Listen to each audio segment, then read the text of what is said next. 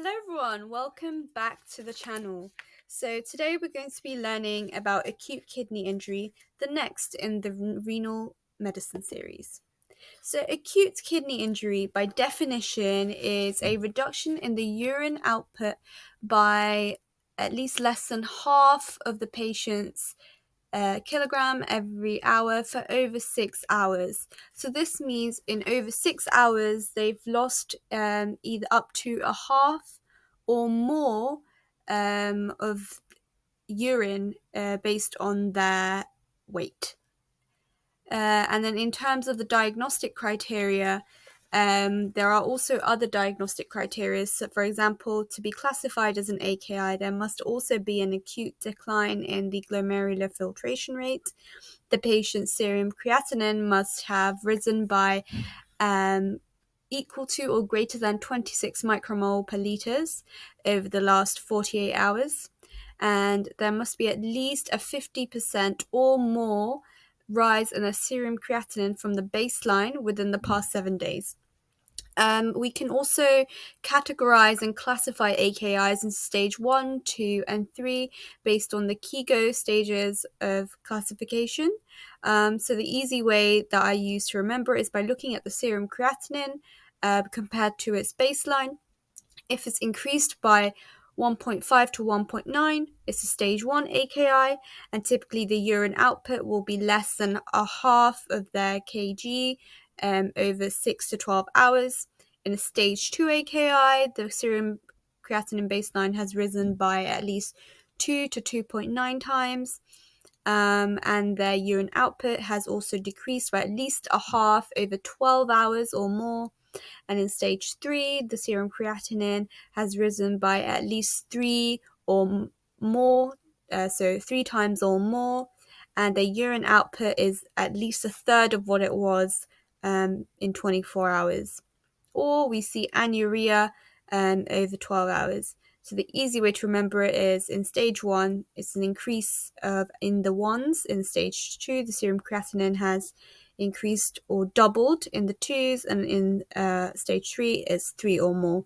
And in terms of urine output, we can just quickly remember it with in stage 1, it's halved in the last 6 hours. In stage 2, the urine output is halved in the last 12 hours or more, and in stage 3, it's at least a third of what it was within 24 hours.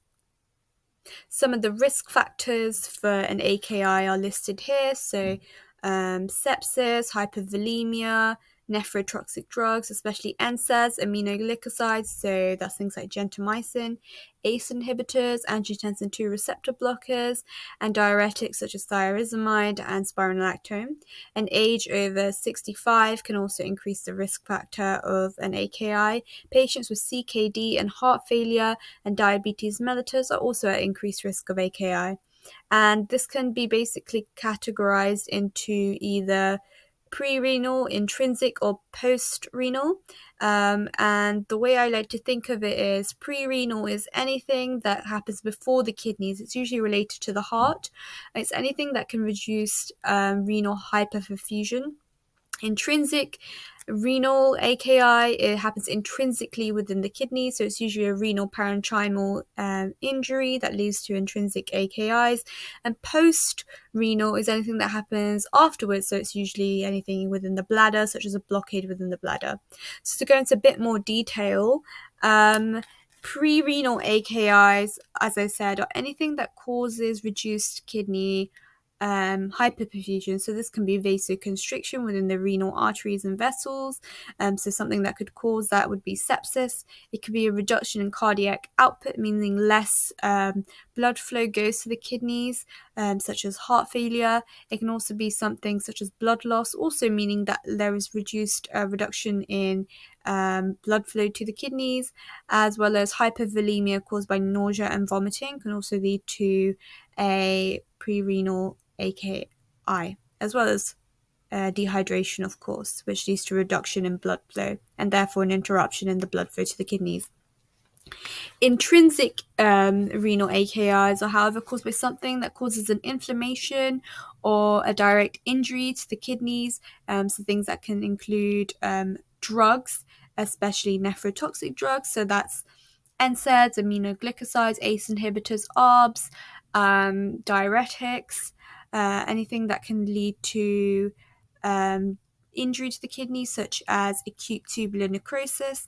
So acute tubular necrosis can be caused by renal ischemia, which can be caused by things like sepsis, diarrhea, vomiting, excessive diuresis or burns, or also nephrotoxic drugs, like I said, chemotherapy drugs, aminoglycosides, NSAIDs, ACE inhibitors, ARBs, diuretics. You get the gist.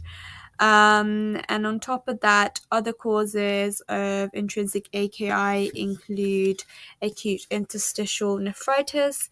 So this is basically categorized as an inflammation within the kidneys, which is typically caused by specific drugs such as NSAIDs or penicillins in a patient who's had an infection and needs antibiotics.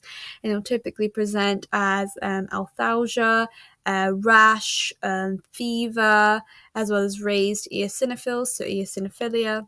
And this can be a cause of intrinsic AKI, rhabdomyolysis, and glomerulonephritis, which is an inflammation of the kidneys. The glomerulonephron is also another cause of an AKI. And in terms of post-renal AKI, it's typically caused by anything that can obstruct the urine flow to the bladder. So this includes things like malignancy, so prostate cancer, any kidney stones or urinary stones, as well as urinary calculi, tumors, cervical cancer, benign hypostatic hyperplasia, which is when the prostate is enlarged. And all of these things, malignancies, stones, enlargements, can lead to the blockage of urine flowing to the bladder, leading to a post-renal AKI. Now, overall, an AKI will present with reduced urine output. As you said, urine output for stage 1, it needs to at least have halved within the last 8 hours, depending on their weight. In a stage 2, it needs to have halved within the last 12 hours. And in stage 3, it needs to have been at least a third of what it was originally in the last 24 hours. Other very common overall symptoms include fluid overload, so pulmonary and peripheral edema, and signs of uremia, such as pericarditis and encephalopathy. If a patient presents with pericarditis and encephalopathy, they urgently need hemodialysis, as well as signs of sepsis and pain. Now, some more specific signs and symptoms. A pre-renal AKI will always present with very specific symptoms of dehydration or hypovolemia. So in terms of dehydration, the patient may have dry mucous membranes, they may have postural hypertension, tachycardia, their refill time may have been increased, reduced Stillkircher, so dry skin, dizziness, thirstiness, reduced urine output. If you check their catheters, they're not urinating as much, the volume of urine is reduced. Or they can present with signs of hypovolemia. So these are things, symptoms very commonly associated with heart failure, so peripheral edema, ankle swelling and edema, a raised JVP, orthopnea due to the swelling, paroxysmal nocturnal dyspnea, shortness of breath, ascites by basal crackles due to the pulmonary edema. Whereas in terms of renal and intrinsic AKI, it presents with the very specific signs and symptoms of the particular disease that is affecting the kidneys. So anything that's nephritic syndrome related will have classically hematuria, maybe some proteinuria, oliguria, and hypertension. Nephrotic syndromes, which are characterized by the triad of proteinuria, hypoalbuminemia, and edema. And interstitial nephritis, classically arthralgia, so joint pain with a rash and a fever, as well as increased eosinophilia, and it's associated usually with the patient taking some sort of antibiotics, especially penicillins or an NSAIDs. And in terms of post-renal AKI, very specific symptoms are dependent on the cause of the post-renal AKI. For example, urinary stones may present with loin to groin pain, hematuria, nausea and vomiting. Any prostatic plagia can present with lower urinary tract symptoms such as increased frequency of urination, pain during urination, so dysuria, terminal dribbling, hesitancy. An obstruction of the bladder neck can present with a palpable bladder and a very tender suprapubic area. Just a recap of the DIGO, KDIGO classification. So in very simple terms, if the AKI, the serum creatinine has increased within the range of one-fold to 1.9-fold, it's usually a stage 1 AKI, and that's usually needs to be combined with the urine output having halved within the last 6 hours.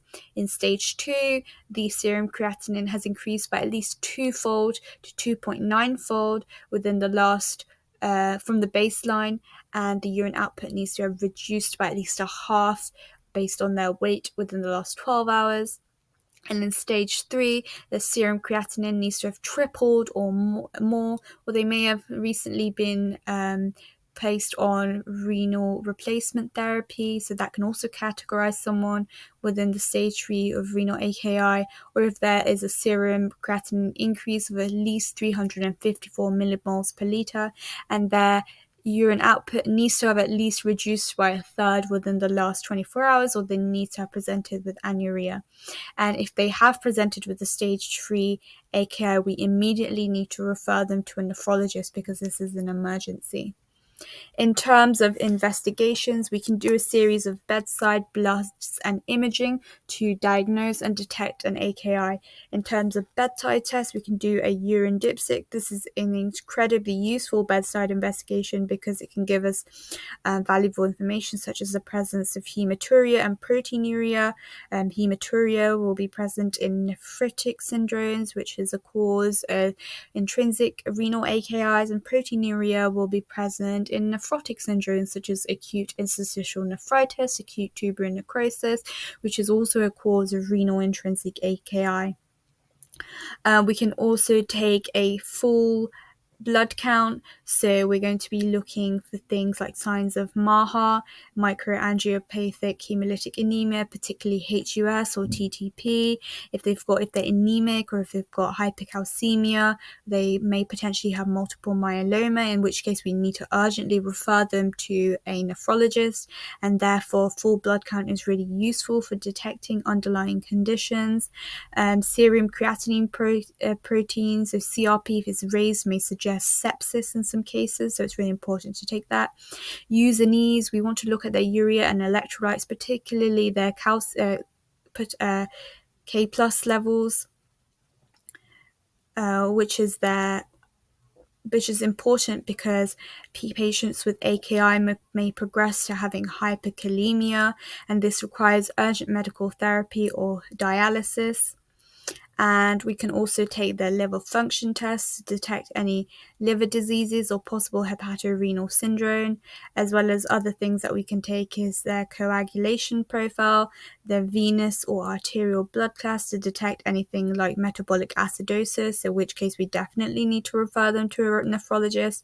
And we can also do other kinds of imaging such as renal ultrasonography or a renal ultrasound, and this will help to detect any obstructive causes such as any kidney stones or any big obstructions within the bladder tract, which can cause a post-renal AKI, and that's really important. And we can also do a chest x-ray to look for signs of overload, which can suggest things like congestive heart failure, which is a cause of pre-renal AKIs. In terms of management, I like to use the mnemonic STOP. So we want to manage any sepsis and fluid correction. So that involves giving them IV fluid resuscitation, typically 500 milliliters of 0.9% sodium chloride stat over 15 minutes.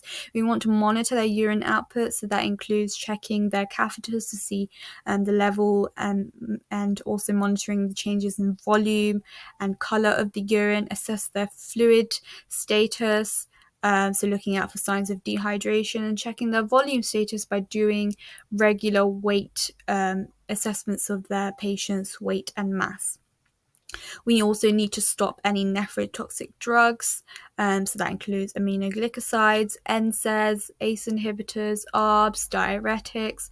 We also need to check out for things like obstructions within the renal tract and the ureter by doing a renal ultrasound. And we need to check for parenchymal kidney disease using a urine dipstick, which can help us to detect hematuria and proteinuria. The management of immediate management of an AKI can also be remembered with the mnemonic renal doctors 26. So R standing for record the baseline creatinine, E for exclude any obstructions with a renal ultrasound, N for stopping nephrotoxic drugs, A for assess fluid status, L for check for any urine loss with catheterization and catheterize the patient, D for dipstick for check for bloods and hematuria, which can detect any signs of nephrotic and nephritic syndrome, R for review their medications, S for screen them for acute renal nephritis and other pathologies, and 26 for checking that the serum creatinine is above 26 from the baseline, which would essentially diagnose an AKI. And here are the very important referral guidelines. So it is serious if the patient is in stage 3 AKI, if they've got a persistently rising serum creatinine despite supportive therapies such as IV fluids and stopping NSAIDs. It suggests that there's some kind of poisoning going on, so we definitely need to refer them to a nephrologist. Any signs of nephrotic or nephritic syndrome such as hematuria or proteinuria on a urine dipstick, any suspected multiple myelomas such as hyperkalemia, anemia, any signs of Benz-Jones proteins, any suspected MAHAs as well, with hemolysis and low platelet counts. Means that we need to immediately refer them to a nephrologist. And very importantly, always remember that a patient with the following: pericarditis or encephalopathy, which suggests uremia, hyperkalemia, so potassium levels of greater than 6.5 with ECG changes such as tall tented T waves, and pulmonary edema and metabolic acidosis need to urgently be referred for dialysis. So these are some of the complications of an AKI. If they've got hyperkalemia, we need to do regular ECGs to check for any changes in their arrhythmias, such as tall tented T waves. If they do progress to hyperkalemia, we need to regularly monitor them with an ECG. We need to protect the cardiac membrane with 10% calcium gluconate, so 10 milliliters of 10% calcium gluconate. We need to bring the potassiums from the extracellular to the intracellular membrane by giving insulin or dextrose. So this needs to be prescribed as 10 units of entrepicid in 100 milliliters of 20% dextrose, with beta agonists, so 2.5 micrograms of nebulized salbutamol. And in addition, we need to give them calcium resonium, which will help to reduce the levels of potassium in the blood. We need to regularly check them and stop any potassium-sparing drugs and potassium-sparing medications such as spironolactone, because these are nephrotoxic. And some other complications of AKI which we need to look out for is fluid overload, so we can do that through checking with a chest x-ray, metabolic acidosis, for example, if the pH reduces by less than 7.15, and also signs of uremia such as pericarditis and encephalopathy, which in these cases the patient will need hemodialysis. Thank you so much. That was a very detailed video, but I hope you learned a lot. I sure did. If you have any questions, please make sure to comment down in the comment section below. Thank you so much for listening.